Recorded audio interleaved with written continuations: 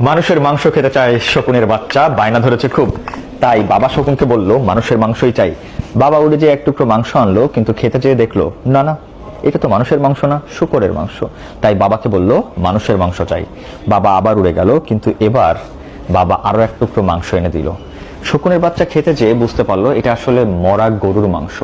তাই বাবাকে রীতিমতো ধমকে বলল আমার মানুষের মাংসই চাই, আর এখনই চাই। বাবা তাই বাধ্য হয়ে দুই টুকরা মাংস নিয়ে উড়ে গেল। শূকরের মাংস ফেললো মসজিদের সামনে, আর গরুর মাংস ফেললো মন্দিরের সামনে। কিছু সময়ের মধ্যেই দাঙ্গা বেঁধে গেল, 100 মানুষের লাশ পড়ে গেল। বাবা ছেলে ডাল থেকে নেমে এসে পেট পুড়ে মানুষের মাংস খেলো। বাচ্চা শকুন বলল বাবা এত মানুষের মাংস আসলো কোত্থেকে? বাবা বলল মানুষ সৃষ্টির সেরা জীব, কিন্তু ধর্ম আর রাজনীতিকে ব্যবহার করলে এরা হয়ে যায় পশুর থেকে হিংস্র। তখন সন্তান বলল বাবা তুমি এত খারাপ, ধর্মকে ব্যবহার করলে?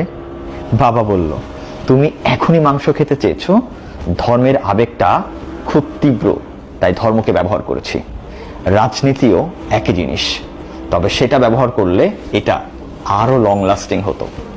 সন্তান তখন বলল বাবা তোমার মাথায় আসলেই অনেক বুদ্ধি। বাবা বলল আরে বোকা, এটা তো শিখেছি আমি মানুষ থেকেই। কারণ এই মানুষের ভিতরেই কিছু মানুষ যখন অনিষ্ট তৈরি করতে চায়, তখনই হয় ধর্মের নামে, না হয় রাজনীতির নামে এভাবেই করে।